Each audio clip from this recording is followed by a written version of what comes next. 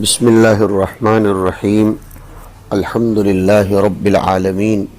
وصلی اللہ وسلم علی نبینا و مولانا محمد وعلی آلہ و اصحابہ اجمعین اما بعد۔ کتاب الترجل کا ترجمۃ الباب ہے باب ما جاء فی استحباب الطیب، خوشبو کے پسندیدہ ہونے کا بیان۔ آپ حضرات نے نسائی شریف میں سنا ہے، نسائی شریف کے ایک سبق میں یہ بات گزری ہے کتاب النکاح کے ضمن میں کہ نبی کریم صلی اللہ علیہ وسلم کو پسندیدہ قرار دی گئی تھی من جانب اللہ عورتیں، خوشبو، مسواک، اور پھر حضور نے فرمایا تھا کہ جعلت قرۃ عینی فی الصلاۃ۔ وہاں ہم نے حکمت بیان کی تھی کہ خوشبو کی بنیاد پر سائیکالوجیکلی بھی ایفیکٹ ہوتا ہے، آدمی میں کچھ وجدانات اور احاسیس جنم لیتے ہیں، اس کی طبیعت میں ایموشنز پیدا ہوتے ہیں، انفعالات پیدا ہوتے ہیں، جس کی بنیاد پر طبیعت میں نیکی اور خیر کے کاموں کی طرف آمادگی بڑھتی ہے۔ نیز انسان سے ملائکہ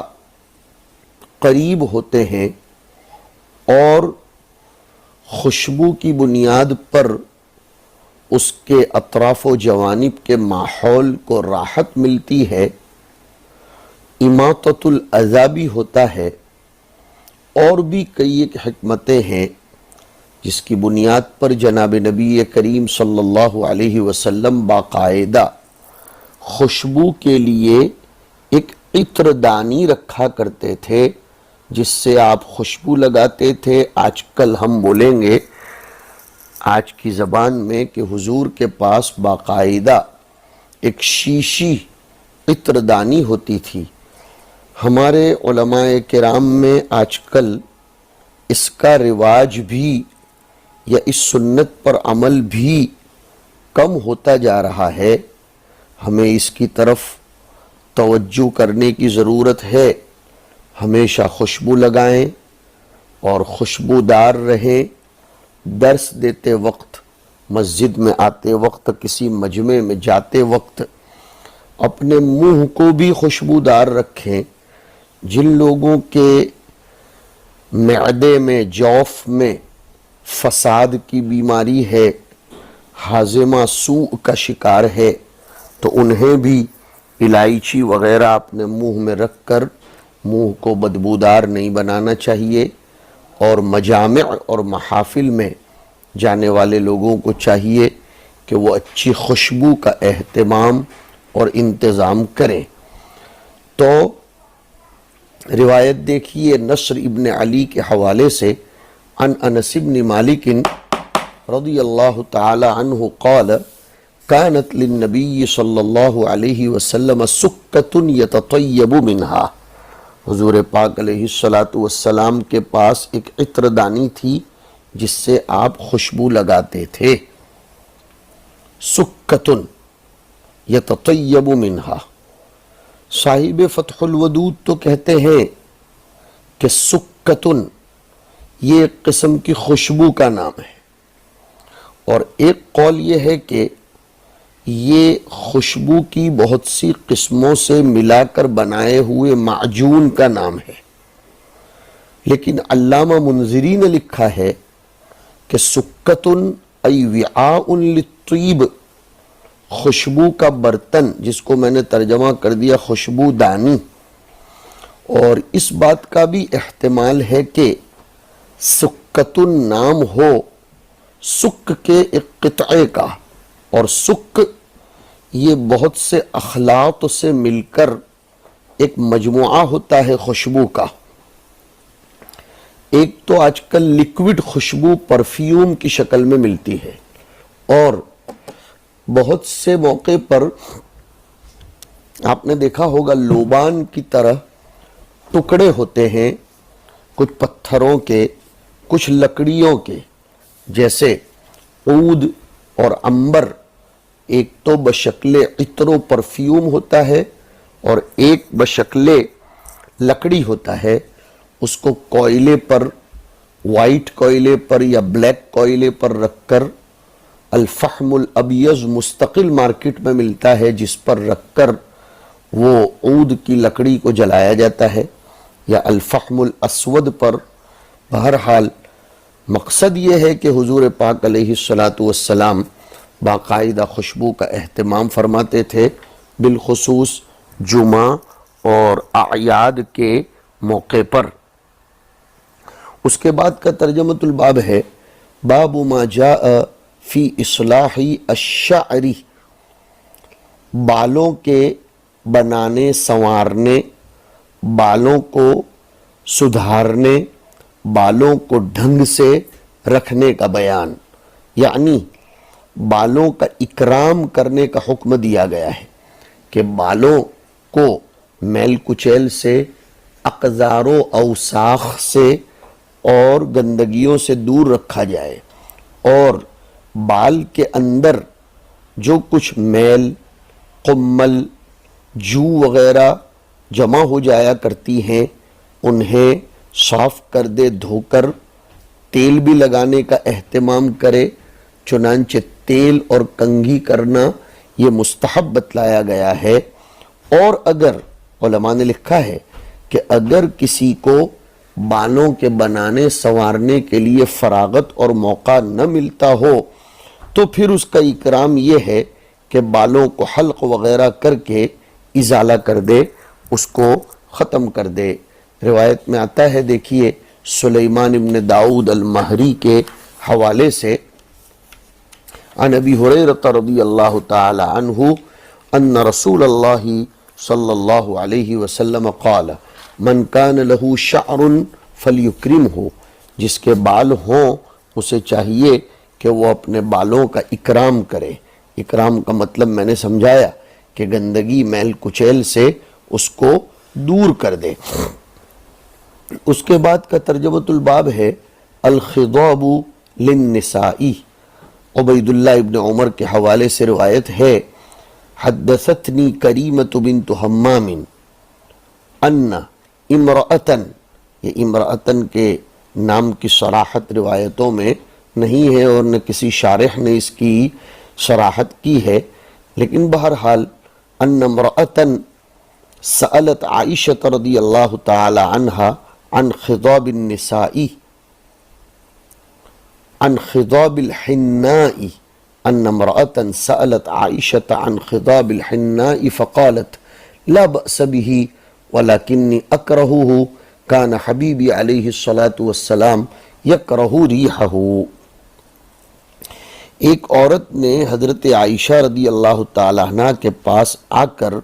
حناء خضاب کے بارے میں پوچھا، ہا کے کسرے اور نون کی تشدید کے ساتھ۔ خضاب، خضاب کا لفظ تو شامل ہے، چاہے وہ خضاب بال پر لگایا جائے، جسم پر لگایا جائے، لیکن ترجمۃ الباب میں مقید کیا گیا ہے نساء کے ساتھ کہ الخضاب للنساء۔ اس سے سمجھ میں آتا ہے کہ اس سے مراد خضاب الجسم، اس لیے کہ خضاب الیدین والرجلین بالحنہ یہ تو عورتوں کے لیے مستحب ہے، مردوں کے لیے حرام ہے۔ ہاں اگر تداوی وغیرہ کی ضرورت ہو تو مرد ہاتھوں پیروں پر خضاب لگا سکتے ہیں، ورنہ عورتوں کے لیے تو یہ مستحب بتایا گیا ہے۔ ایک روایت میں آتا ہے کہ ایک عورت نے حضور اکرم صلی اللہ علیہ وسلم کے سامنے دروازے کے پیچھے سے ہاتھ بڑھایا تو حضور نے فرمایا مجھے سمجھ میں نہیں آتا کہ یہ ہاتھ کس کا ہے، عورت کا ہے، ایسا لگتا ہے یہ تو کسی بھیڑیے کا ہاتھ ہے۔ مطلب یہ ہے کہ اس کو اپنی نیل پالش اور اسی طرح اپنے ہاتھوں کے پوروں پر کچھ نہ کچھ خضاب لگا لینا چاہیے، جس سے مرد اور عورت کے ہاتھ اور پوروے کے درمیان کا فرق واضح ہو سکے۔ تو حضرت عائشہ رضی اللہ تعالی عنہا سے جب پوچھا گیا حناء خطاب کے بارے میں تو حضرت عائشہ نے فرمایا کوئی حرج نہیں ہے، عورتیں لگا سکتی ہیں، میں ذاتی طور پر اس کو ناپسند کرتی ہوں، اس لیے کہ میرے حبیب علیہ الصلاۃ والسلام کو اس حناء کی بو ناپسند تھی۔ اس سے سمجھ میں آتا ہے کہ عورت پر اس کے شوہر کے حقوق میں سے باعتبار رابطے کے، باعتبار ازدیاد محبت کے یہ بھی ہے کہ اس کا شوہر جس کو ناپسند کرتا ہو اسے وہ بھی ناپسند کرے، اور اس کے شوہر کو جن کاموں کا کرنا ناپسند ہو وہ اپنے شوہر کی مراعات قلبیہ کے لیے ان چیزوں کو ترک کر دے، اور اس کے شوہر کو شریعت کے دائرے میں رہ کر جو چیزیں پسند ہوں وہ اس کا اہتمام بھی کرے۔ اس لیے کہ حضرت عائشہ رضی اللہ تعالی عنہا سے جب مہندی کے خضاب کے بارے میں پوچھا گیا تو انہوں نے فرمایا نا کہ حرج تو کچھ بھی نہیں ہے، لیکن ہمارے طلباء کو بھی معلوم ہوگا کہ مہندی میں سے خاص طور پر جب اس میں لیمبو وغیرہ نہ ڈالا جائے اور مہندی کے پتوں کو ویسے ہی کچل کر اور اس کو پیس کر پھر اس کو لگایا جائے تو اس میں بو بڑی خطرناک آتی ہے۔ آج کل تو چونکہ مہندی کو پروسیس کیا جاتا ہے اور اس کو کیمیکل وغیرہ ڈال کر اس میں لیمبو وغیرہ ڈال کر اس کی اس بو کو مار دیا جاتا ہے، جیسے ہم لوگ سلاد میں پیاز کی بو لیمبو مار کر یا نمک ڈال کر ختم کر دیتے ہیں، ویسے آج کل ہونے لگا ہے۔ پھر بھی دیہاتوں میں اس کا اہتمام کم ہوتا ہے، اور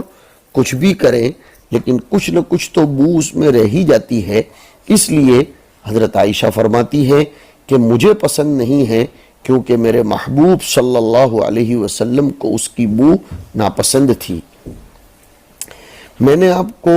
ذکر کیا ہے کہ خضاب جسم پر بھی اطلاق ہوتا ہے اور ہاتھ اور پیر پر بھی، لیکن یہاں جسم کا خضاب مراد ہوگا۔ مردوں کے لیے بلا ضرورت کے خضاب کا استعمال یہ مکروہ ہے، بلکہ حرام لکھا ہے۔ آج کل بہت سے علاقوں میں مردوں کے یہاں بھی ہاتھوں پر پیروں پر خضاب اور مہندی لگانا، بالخصوص ہم دیکھتے ہیں بعض طلبہ عزیز کو بعض خصوصی علاقوں کے کہ وہ عیدین کے بعد جب مدرسوں میں آتے ہیں تو ان کے ہاتھوں میں مہندی ہوتی ہے۔ بہت سے لوگ بیچارے جہالت کے مارے شادیوں کے موقعوں پر بھی اپنے ہاتھ میں خضاب لگاتے ہیں، مرد ہونے کے باوجود۔ سن لو کہ مردوں کے لیے بلا ضرورت کے خضاب لگانا یعنی ہاتھ اور پیر پر یہ حرام ہے۔ سر میں لگا سکتے ہیں، اور تداوی کے لیے پیروں پر پیروں نیچے کا جو حصہ ہے تلووں کا، اس پر ٹھنڈک وغیرہ کے لیے یا کسی ڈاکٹر نے رہنمائی کی ہو تو لگایا جا سکتا ہے۔ اس کے بعد کی روایت ہے مسلم ابن ابراہیم کے حوالے سے ذکر کی جا رہی ہے، ان عائشہ رضی اللہ عنہا ان ہندن ابنت عتبۃ قالت یا نبی اللہ بایعنی قال لا ابایعوک حتی تغیری کفیکی کأنہما کفا سبع۔ ابھی یہ بات میں نے آپ کو بتلائی۔ دیکھیے اس روایت میں سند اس طرح ہے، حدثنا مسلم بن ابراہیم قال حدثتنی غبطۃ بنت عمرو، غبطہ جی ہاں بنت عمرو المجاشعیۃ۔ صاحب تہذیب التہذیب کے حوالے سے صاحب بزر نے لکھا ہے کہ غبطۃ بنت عمرو ام عمرو المجاشعیہ البصریہ۔ ان کی روایتیں زیادہ تر اہل بصرہ میں چلتی ہیں، اور وہ اپنی پھوپھی ام الحسن سے روایت کرتی ہیں، اور ان کے قابل ذکر شاگردوں میں مسلم ابن ابراہیم، نصر ابن علی الازدی وغیرہ ذکر کیے جاتے ہیں، اور ان کا درجہ باعتبار فن اسماء الرجال کے یہ ہے کہ وہ مقبولہ ہیں۔ آگے کہتی ہے وہ حدثتنی عمتی ام الحسن۔ ام الحسن یہ ہے غبطہ بنت عمرو کی پھوپھی، اور وہ اپنی جدہ سے روایت کرتی ہیں اور ان کی جدہ عائشہ سے روایت کرتی ہیں، اور ان سے ان کی بھتیجی غبطہ روایت کرتی ہیں۔ صاحب تقریب نے لکھا کہ لا یعرف حالہا، ان کی حالت یہ مجہول ہے۔ ان جدتیہا ان عائشہ رضی اللہ عنہا ان ہندن ابنت عتبہ، عتبہ ابن ربیعہ ام معاویہ، قالت لما اخذ رسول اللہ صلی اللہ علیہ وسلم البیعۃ علی النساء، اصل میں اس طرح ہے کہ حضور صلی اللہ علیہ وسلم نے جب عورتوں سے بیعت لینا چاہا اور عورتوں سے بیعت علی الاعمال لی تھی اس موقع پر، وہ بیعت یہ تھی، میں تشریح کر رہا ہوں سنیے، وہ بیعت یہ تھی کہ اس میں حضور معاہدہ لے رہے تھے کہ وہ عورتیں چوری نہیں کریں گی، زنا نہیں کریں گی۔ قرآن کریم کی اس آیت کا استحضار کیجئے، یا ایھا النبی اذا جاءک المؤمنات یبایعنک علی الا یشرکن باللہ شیئا ولا یسرقن ولا یزنین ولا یقتلن اولادہن ولا یأتین ببہتان یفترینہ بین ایدیہن وارجلہن ولا یعصینک فی معروف فبایعہن واستغفر لہن اللہ۔ سمجھ میں آیا کہ آج کل کے ہمارے مرشدین کرام جزاہم اللہ تعالی عنا احسن الجزا، آج کل کے مشائخ تصوف کے، یہ عورتوں سے کپڑا ڈال کر، رسی ڈال کر، پھینک کر پس پردہ بیعت لے سکتے ہیں۔ عورتوں سے بیعت لینے کا ثبوت بھی ہے، اس لیے کہ بیعت ایک قسم کا معاہدہ ہے۔ ہاں، کسی بھی پیر و مرشد کو، کسی بھی شیخ کو اس کی کسی بھی صورت میں اجازت نہیں ہے کہ وہ کسی عورت کے ہاتھ میں ہاتھ، چاہے بلا موزے کے چاہے موزے کے، کسی بھی صورت میں اس کو وہ رکھنے کی، لینے کی اجازت نہیں ہے۔ یہ بات حضور اکرم صلی اللہ علیہ وسلم کی روایت میں اس طرح آئی کہ حضور نے عورتوں سے بیعت لی، جی، ان ہندن ابنت عتبہ قالت، کہ اللہ کے رسول صلی اللہ علیہ وسلم نے فرمایا ٹھیک ہے بیعت کر لو۔ جب انہوں نے درخواست کی کہ بایعنی، تو اللہ کے رسول صلی اللہ علیہ وسلم نے فرمایا لا ابایعوکی، اب ترجمۃ الباب آ رہا ہے، میں تم سے بیعت نہیں کرتا یہاں تک کہ تم اپنی ہتھیلیوں کو بدل دو حناء کے ذریعے۔ یہ حناء کے ذریعے میں نے بڑھایا کہ اپنی ہتھیلیوں کو بدل دو۔ بغیر بدلی ہوئی ہتھیلیاں تو ایسی لگ رہی ہیں جیسے کہ درندے کی دو ہتھیلیاں ہیں، یعنی حضور نے تشبہ بالرجال کی وجہ سے ناپسند فرمایا، اس لیے کہ عورتوں کو تو اپنی ہتھیلیوں کو حناء کے ذریعے رنگنا چاہیے اور خضاب لگانا چاہیے، ورنہ مردوں اور عورتوں کی ہتھیلیوں میں فرق نہیں رہے گا اور تشبہ بالرجال مکروہ ہے۔ حدیث سے اگر کوئی ایسا سمجھتا ہے کہ حضور صلی اللہ علیہ وسلم نے بیعت اخذ الید کے ذریعے کی تو وہ غلط ہے۔ حدیث عائشہ میں یہ بات گزرتی ہے کہ حضور اکرم صلی اللہ علیہ وسلم کی مبایعت عورتوں سے کلام کے ذریعے ہوتی تھی، حضور صلی اللہ علیہ وسلم کلام فرماتے تھے۔ بخاری اور مسلم میں روایت آئی ہے کہ واللہ ما مست یدہ ید امرأۃ قط، کبھی بھی حضور اکرم صلی اللہ علیہ وسلم کے ہاتھوں نے کسی عورت کے ہاتھ کو چھویا نہیں ہے۔ ابن رسلان نے شعبی کے حوالے سے ایک بات ضرور لکھی ہے جس کو فتح الباری والے نقل کرتے ہیں کہ وَكَانَ يُبَايِعُ النِّسَاءَ وَعَلَى يَدِهِ ثَوْبٌ مَطْوِيٌّ، حضور اکرم صلی اللہ علیہ وسلم عورتوں سے بیعت کرتے تھے درحالے کہ آپ کے ہاتھ پر لپیٹا ہوا کپڑا ہوتا تھا، تو آپ کی بیعت عورتوں سے بغیر اخذ بالید اور بغیر مسافے کے ہوتی تھی۔ ہاں، لہذا یہ مطلب نہیں سمجھنا چاہیے کہ آپ علیہ السلام کی غرض یہ تھی کہ مہندی سے پہلے میں مسافہ نہیں کروں گا، لا حول ولا قوت الا باللہ، یہ غلط ہے۔ بہت سے لوگ اپنے چشمے سے سمجھنے کی کوشش کرتے ہیں، نعوذ باللہ من ذالک۔ حضرت عائشہ نے خود فرمایا ہے کہ واللہ ما مست یدہ ید امرأۃ قط. نسائی شریف کی ایک روایت میں آتا ہے کہ ایک عورت نے اپنا ہاتھ حضور اکرم صلی اللہ علیہ وسلم کی طرف کوئی خط دینے کے لیے بڑھایا. حضرت عائشہ فرماتی ہے کہ ایک عورت نے پردے کے پیچھے سے ہاتھ بڑھا کر آپ کو ایک خط، ایک پرچہ دینا چاہا. آپ نے اپنا ہاتھ کھینچ لیا، اس کا پرچہ نہیں پکڑا اور یہ فرمایا کہ یہی پتہ نہیں چل رہا ہے کہ یہ مرد کا ہاتھ ہے یا عورت کا. اس نے کہا کہ یہ عورت ہی کا ہاتھ ہے. آپ نے فرمایا کہ اگر تو عورت ہوتی تو اپنے ناخنوں کو تو مہندی لگاتی. دیکھو آگے کی روایت میں یہ بات آ رہی ہے. حدثنا محمد بن محمد السوری قال حدثنا خالد بن عبد الرحمن محمد ابن محمد ابن مصعب الشامی ابو عبداللہ السوری المعروف بوحشی، یہ اپنے دادا کی طرف منسوب ہے. ابن ابی حاتم نے لکھا ہے کہ میں نے ان سے مکہ میں سماع کیا، صدوق ثقۃ، اور ابن حبان نے ان کو ثقات میں شمار کیا ہے. قال حدثنا خالد بن عبد الرحمن الخراسانی ابو الہیثم، ابو محمد المروزی بھی کہا جاتا ہے، ساحل دمشق میں جا کر بس گئے تھے. ابن معین نے ان کو ثقہ فرمایا ہے. اور وہ آگے روایت کرتے ہیں حدثنا مطیع بن میمون العنبری ابو سعید البصری.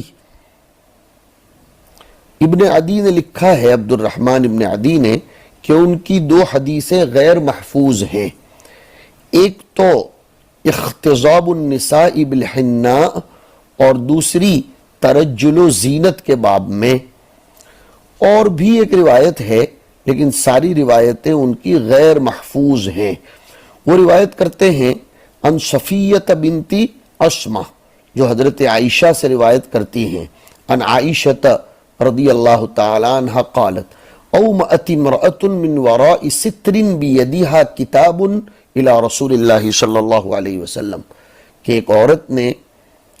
پردے کے پیچھے سے اپنا ہاتھ بڑھایا، اس لیے کہ نسائی شریف میں اومأت کے بجائے ان امرأة مدت یدہا الی النبی صلی اللہ علیہ وسلم بکتاب، ایک پرچہ دینا چاہا، کوئی درخواست انہوں نے لکھی ہوگی یا کوئی مسئلہ پوچھنا ہوگا، کوئی معاملہ پیش کرنا ہوگا. فقبض النبی صلی اللہ علیہ وسلم یدہ، حضور نے ہاتھ کھینچ لیا. فقال علیہ الصلاۃ والسلام ما ادری اید رجل ام ید امرأة قالت بل امرأة قال لو كنت امرأة لغیرت اسفارک. یہ ہے ترجمۃ الباب، یعنی بالحناء. حضور نے تأدیباً اور زجراً اپنا ہاتھ کھینچ لیا تھا، اور پھر حضور کو جو تربیت کرنی تھی وہ اللہ کے رسول علیہ الصلاۃ والسلام نے فرمائی. بہرحال اس سے اتنا پتہ چلتا ہے کہ عورتوں کو اپنے لیے الگ سے کوئی ایسی ہیئت اختیار کرنی چاہیے جن سے ان کا عورت ہونا پتہ چلے. ان کے پورووں کو مہندی کے ذریعے رنگنا چاہیے، مہندی لگانی چاہیے، جس سے مرد اور عورت کے ہاتھ کے درمیان فرق کا پتہ چلے.